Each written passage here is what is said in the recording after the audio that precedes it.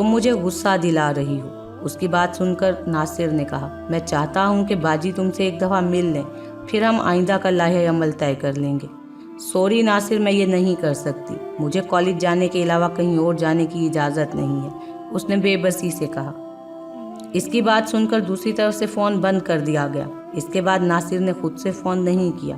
उसने कई बार उससे राब्ता करने की कोशिश की, मगर हर दफ़ा यही रट होती कि वो उसकी बाजी से मिलने के लिए आमादा हो जाए। अबीरा एक सीधी सादी और डरपोक किस्म की लड़की थी। वो इस बात पर राज़ी नहीं हुई कि उसकी शादी बड़ी सादगी से वजाहत से कर दी गई। शादी के बाद भी नासिर उसके दिल से नहीं निकल सका था। उसे इस बात का भी अफसोस होता था कि नासिर ने उससे शादी के लिए ज़रा सा भी ताउन नहीं किया था। माँ अगर अपनी बहन से मिलने दुबई गई हुई थी तो अपनी बाजी को उनके घर भेज सकता था। दिन गुजरते गए और अब शादी को 3 माह हो चुके थे। इतना अरसा गुजर जाने के बावजूद उसके दिल में वजाहत के लिए कोई जगह ना बन सकी थी।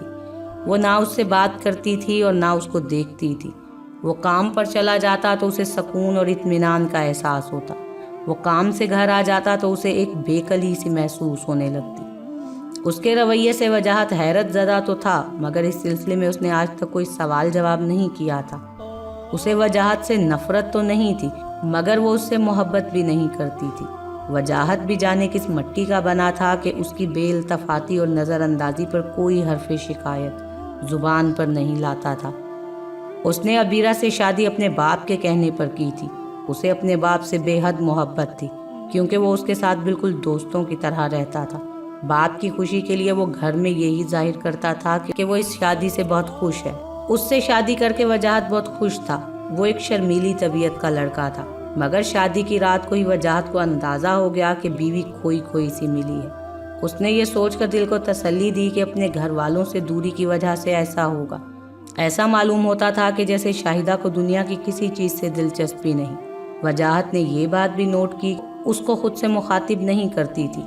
वो कोई बात करता तो जवाब दे देती, वरना खामोश बैठी रहती। उसकी माँ से उसका रवैया अलबत्ता दूसरा था।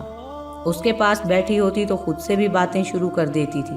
बहरहाल माँ और बाप को बहू पसंद आ गई थी। वजाहत ने माँ से भी अबीरा के नामुनासिब रवैये के बारे में एक लफ्ज़ तक नहीं कहा था। वो नहीं चाहता था कि अबीरा के बारे में कोई मनफी बात करके घर वालों की खुशियों को फिक्रमंदियों में बदल दे। 2-1 दफ़ा उस पर झुंझलाहट भी तारी हुई और दिल चाहा कि उससे पूछे कि वो यूं दूर दूर क्यों रहती है, मगर मुमकिन बदमज़गी की वजह से वो खामोश रहा। इन तमाम बातों के बावजूद वो उसे बहुत अच्छी लगती थी। 1-2 दफ़ा उसने उसे अच्छी लगने वाली बात का इजहार भी किया। अबीरा के इस रवैये को देखकर उसकी हिम्मत टूट गई और उसने भी खामोशी की राह अपना ली। अबीरा के रवैये की वजह से वो कोशिश करता कि ज़्यादातर वक्त अपने दफ्तर में ही गुजारे। छुट्टी वाले दिन वो देर तक सोता और उठने के बाद दोस्तों के पास चला जाता। अबीरा अपनी माँ के घर चली जाती तो वजाहत एक अजीब तरह की बेचैनी महसूस करता। अबीरा माँ के घर जाते वक्त बहुत खुश नजर आती थी। वापस ससुराल आते हुए ये खुशी गायब हो जाती। वजाहत ये चाहता था कि वो बस हर वक्त उसकी आंखों के सामने ही रहे, बात करे या ना करे, दिखाई तो देती रहे। उसके जाने से उसके दिल पर एक अनकही पुज़मुर्दगी सी छा जाती थी। उसकी समझ में नहीं आता था कि वो क्या करे। कभी कभी वो झुंझला भी जाता था। आज वजाहत अबीरा को उसकी माँ के घर छोड़ने आया। उसकी माँ अपने दामाद से बड़े पुरतपाक तरीके से मिली और बहुत सी दुआएं दी। इतनी देर में अबीरा ने उसके लिए चाय बनाई। वो चाय पीकर खामोशी से रवाना हो गया। वो उसे छोड़ने दरवाजे तक भी नहीं आई। वजाहत चला गया तो हर माँ की तरह शाहिदा की माँ ने भी ये अंदाज़ा लगाने की कोशिश की कि बेटी ससुराल में खुश है या नहीं। वैसे तो उसकी माँ जब भी उससे मिलने के लिए उसके ससुराल जाती, वो महसूस करती कि उसकी सास ससुर का रवैया शाहिदा के साथ ठीक ठाक ही है।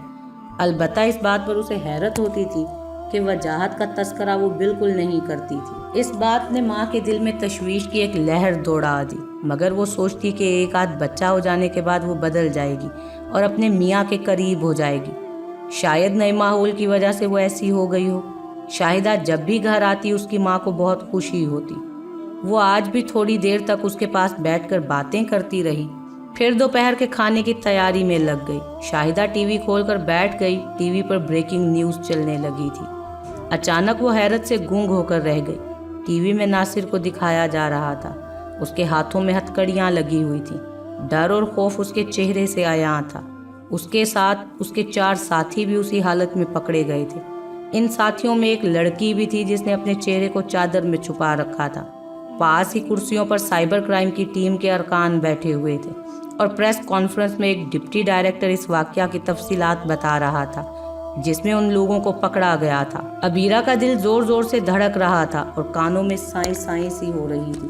उसने जल्दी से उठकर दरवाज़ा भीड़ दिया और दोबारा बिस्तर पर बैठकर टीवी की तरफ मुतवज्जो हो गई। वो नासिर को देखे जा रही थी जिसका चेहरा सुता हुआ था और उस पर हवाइयाँ उड़ रही थीं। डिप्टी डायरेक्टर बता रहा था कि इस गिरोह के ये लोग मुख्तलिफ हरबों से 9 उम्र लड़कियों को अपने जाल में फांस कर पहले उनसे दोस्ती करते हैं, फिर उन्हें दोस्ती का झांसा देकर अपने साथ लड़की के फ्लैट पर बुलाकर उनकी नाजेबा फिल्में बनाते हैं और बाद में इन फिल्मों की तशहीर करने की धमकी देकर उन्हें ब्लैकमेल भी करते थे। नासिर एक खुश शक्ल नौजवान था। उसके झांसे में आकर कुछ लड़कियां अपना सब कुछ लुटा देती थी क्योंकि ये उन्हें अपनी चिकनी चुपड़ी बातों से मुतासिर करके ये यकीन दिला देता था कि वो जल्द ही उनसे शादी कर लेगा। ये लोग भोली भाली और इंडियन ड्रामों और फिल्मों से मुतासरा लड़कियों को अपने जाल में फांस कर उन्हें अपने जरिए मुआश बना लेते हैं। वो ना सिर्फ उनकी काबिल एतराज़ फिल्में बाहर के मुल्कों में बेचकर रकम कमाते हैं बल्कि उन लड़कियों को भी डरा धमकाकर उनसे रकम ऐंठते हैं। अगर लड़कियां रुपए ना दें तो उन्हें ये धमकी देते हैं कि ये सारे सबूत सोशल मीडिया पर अपलोड कर देंगे। इस काम के लिए उन्होंने किराए पर एक फ्लैट भी ले रखा था। उसी फ्लैट में लड़कियों को लाया जाता था। नासिर मुतासिरा लड़कों से ये कहता कि ये फ्लैट उसकी बड़ी बहन का है। बेवकूफ़ लड़कियां उसकी बात का यकीन कर लेती थीं और वो ये कहकर उन्हें उस घर में बुलाता कि उसकी बहन उसकी होने वाली बीवी से मिलना चाहती है ताकि फैसला कर सके कि वो लड़की उसके भाई के लिए मुनासिब भी है या नहीं। वो लड़की उसकी बहन नहीं बल्कि उसके मकरूह धंधे में मुलविस उसकी साथी है। जिन लड़कियों को ये लोग ब्लैकमेल करते हैं इनसे वो उन सहेलियों के मोबाइल नंबर भी ज़बरदस्ती हासिल कर लिया करते थे। फिर नासिर एक मुहज़्ज़िब और शाइस्ता नौजवान बनकर उनसे राब्ता करता। थोड़े ही दिनों में उसके मजीद शिकार पैदा हो जाते। साइबर क्राइम के डिप्टी डायरेक्टर ने यह भी बताया कि मुजरिमों को पकड़ने की ये सारी कार्रवाई फरखंदा नामी एक लड़की की शिकायत पर अमल में लाई गई थी। वो इन लोगों की ब्लैकमेलिंग के हाथों सख्त परेशान थी। वो किसी स्कूल में बच्चों को पढ़ाती थी जहाँ से उसे 15,000 रुपये माहाना मिलता था। इन 15,000 रुपयों में से उसे हर माह 5,000 रुपये नासिर को देना पड़ते थे। वो लड़की दुनिया में अकेली थी। कुछ अरसा पहले उसकी माँ का भी इंतकाल हो गया था। वो अब उसे अपने मजमूम मकासद के लिए बाहर के किसी मुल्क भेजना चाह रहे थे। वो इन हालात से बहुत तंग आ गई थी और फिर उसने एक बहुत अच्छा फैसला कर लिया। हिम्मत करके कानून से मदद हासिल की। उसकी निशानदही पर उस फ्लैट पर छापा मारा गया और वहाँ से कई जदीद कैमरे, 4 लैपटॉप, बहुत सी हार्ड डिस्क और दूसरे काबिल एतराज़ अशिया बरामद कर ली गई हैं। वहाँ से कुछ ऐसी सकून बख्श अद्वियात भी मिली हैं जो कि लड़कियों को मशरूबात में डालकर पिलाई जाती थी। ये दवाएं उनके आसाब पर असर डालकर उनके सोचने समझने की सलाहियतें सल्ब कर लेती थी। लैपटॉप में सैकड़ों लड़कियों की मुखर्रिबुल अखलाक तस्वीरें और फिल्में मौजूद थीं। शाहिदा दम बखुद बैठी ये तमाम बातें सुन रही थी। जब टीवी में कैमरा रक्षंदा नामी लड़की पर गया तो बावजूद इसके कि उसने नकाब से अपना चेहरा छुपा रखा था, शाहिदा ने उसे उसकी आंखों से पहचान लिया। वो उसकी बचपन की सहेली फरखंदा ही थी। उसे एहसास हो गया कि नासिर ने कहीं उसे रक्षंदा के साथ देख लिया होगा और डरा धमका कर उसका मोबाइल नंबर ले लिया होगा। शाहिदा को झुरझुरी सी आ गई। वो जिल्लत और रुसवाई के गड्ढे में गिरने से बाल बाल बची थी। अब उसे अपना सख्त गिर बाप और बाप के हुक्म पर सर झुका देने वाली माँ बहुत अच्छी लग रही थी। उसके जहन में ये बात भी आ गई थी कि माँ बाप अपनी औलाद के लिए जो भी करते हैं अच्छा करते हैं।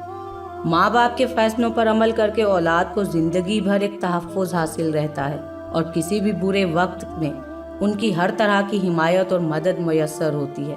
अब टीवी पर फरखंदा का बयान आ रहा था। उसने बड़ी तफसील से नासिर और उसके दोस्तों के जराइम का पर्दा चाक किया था।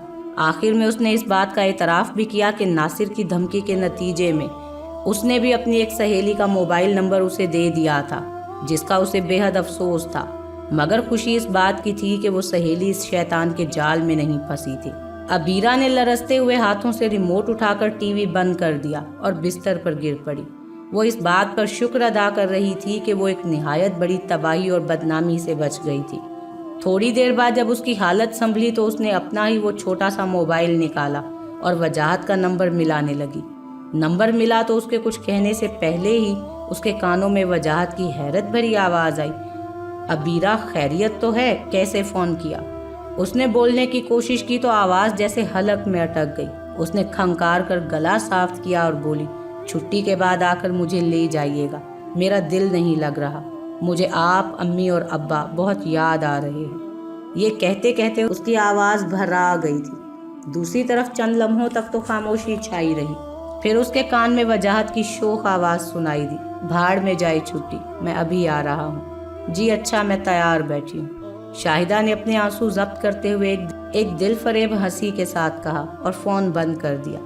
اپنا سامان بیگ میں ڈالتے ہوئے وہ سوچ رہی تھی کہ ماں باپ اور شوہروں کی عزتوں کا خیال رکھنے والی لڑکیوں کی زندگی کتنی قابل رشک ہوتی ہے۔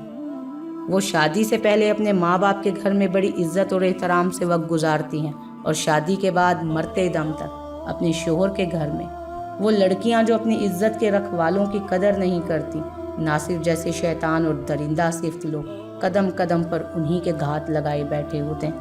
اللہ پاک سب کی بیٹیوں کو سب بے دردی سے اپنا مفاد نکالنا جانتے ہیں۔ تمام لڑکیوں کو ماں باپ، بھائی بہنوں اور شوہروں کی عزت کو مقدم رکھنا چاہیے، کیونکہ یہ سب ان کے محافظ ہوتے ہیں۔ جب ان سب کی عزت کو مقدم رکھا جائے گا تبھی ان انسان نما بھیڑیوں اور شیطانوں سے محفوظ رہا جا سکتا ہے۔